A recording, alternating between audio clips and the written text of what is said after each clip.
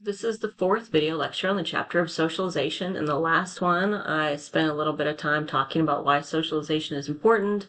In this one, I want to kind of talk about like how it happens, specifically a couple slides about agents of socialization. So this is the way I always think about agents. Think of them kind of like a cleaning agent or a insurance agent or something, or even an agent that tries to get you, like a acting gig.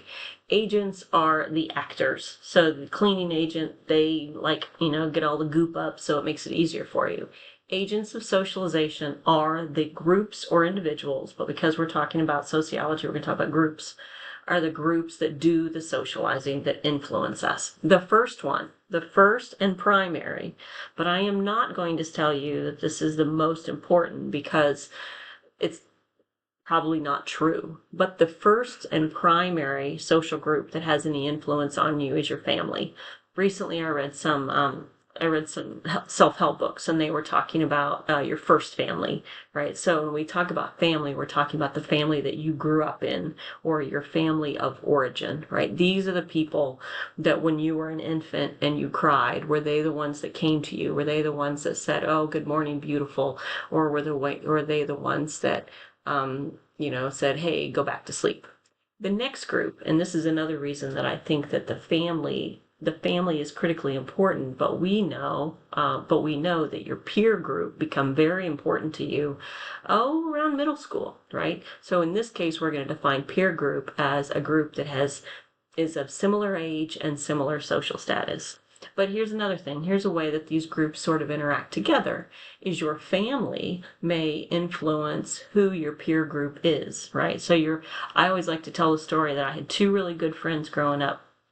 Him, who went to church 3 times a week and whose mother answered the phone, "Jesus loves you," and didn't have a television set. And Carolyn, who used to sneak out at night and go kiss the boys, right? She'd sneak out at night and go stand under their window.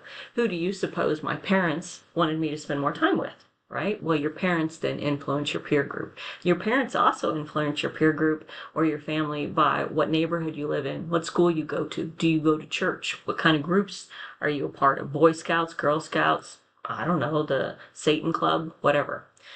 Then you move on to another group, is your racial group. The group now, like it or not, I mean, I don't think this should not be a controversial idea, but for some it is. My experience as a white woman is fundamentally different than the experience of a person of color. The messages that I taught my children, my son and my daughter, are different than the messages that parents who have children of color teach them. There's this, what they call the talk. And the talk, like when I was growing up, the talk was about sex. But for families of color, the talk often is about when the police pull you over, you keep your hand at 10 and 2, you say, "Yes, sir," "No, sir," "Yes, ma'am." You're very respectful. I did not have to give that talk to my children because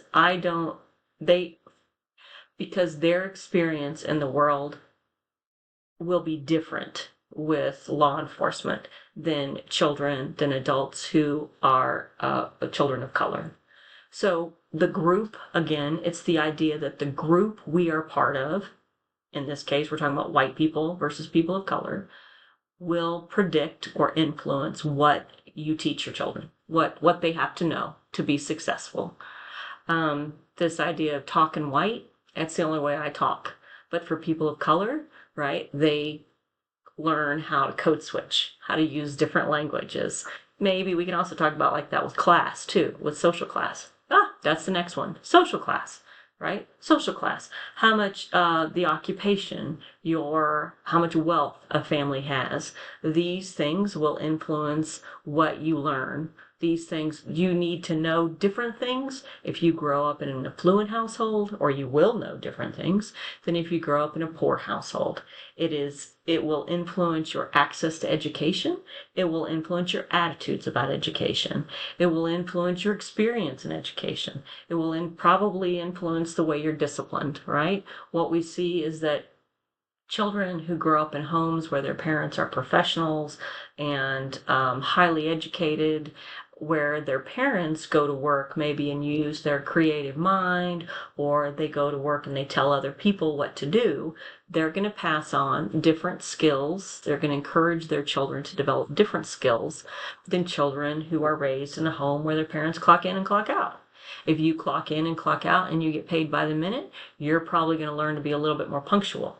If, however, when you go to work, you're rewarded for your creativity and thinking outside the box, you're going to be rewarded. You will encourage your children differently, right? So their occupation. It's also, well, okay, and I can discipline. We'll talk more about this in the chapter on social class, no doubt. But the point is that your social class will influence also where you live, who you live around.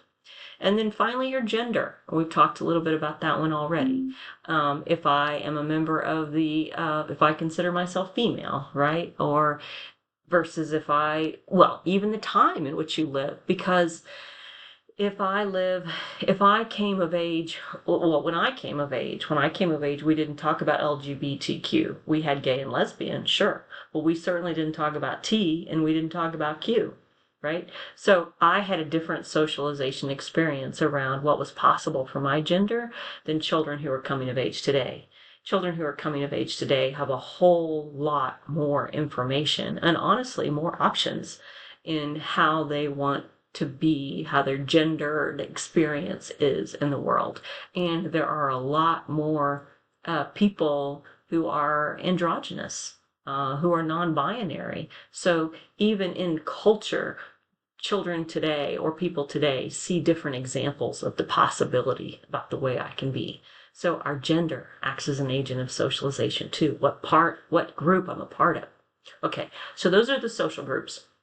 This slide is about institutional agents. So these would be part of what we would call the social structure. These are structures in society, they are groups of people, not groups of people per se, but they are institutions. So they're organized system that meet a social need. So we have schools, right? That's what we mean by the definition of institution.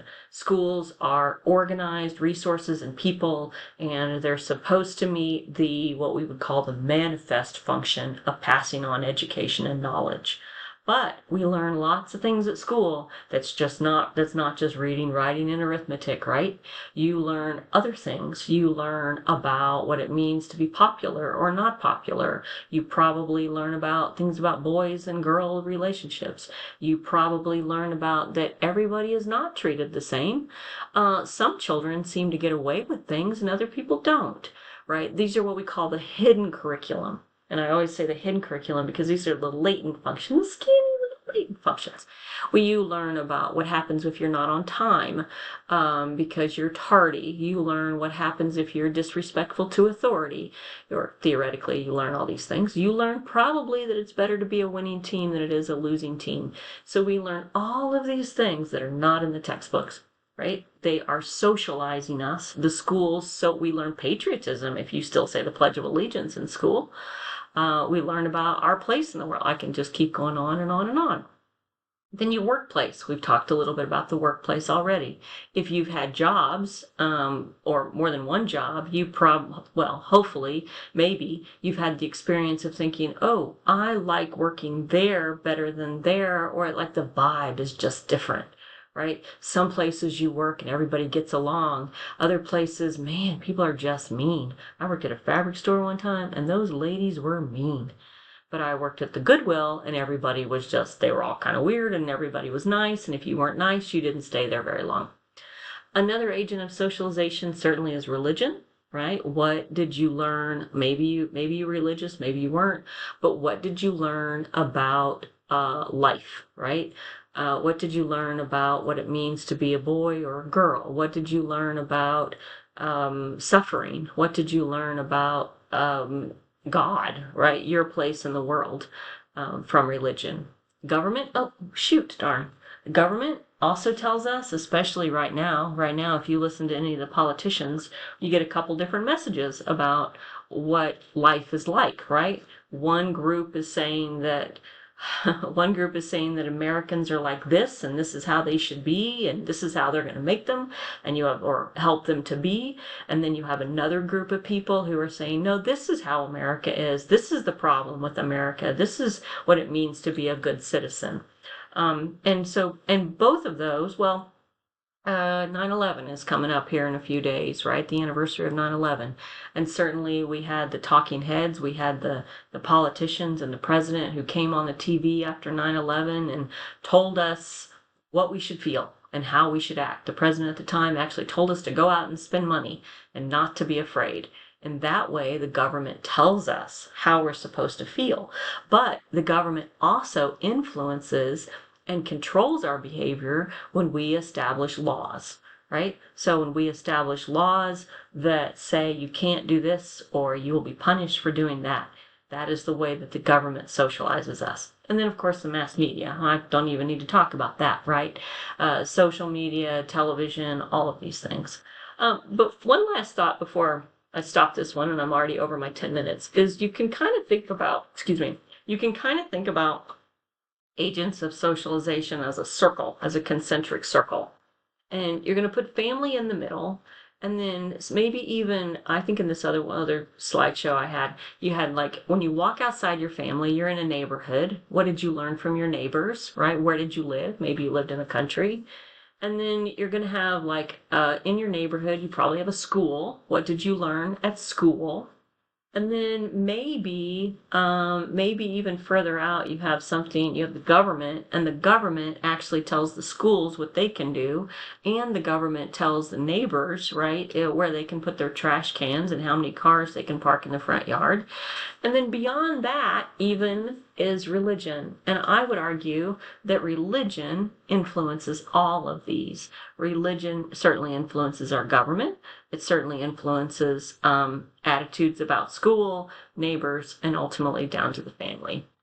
Are all those on there? The only thing I don't have on there is neighborhood. So I'm going to stop right here.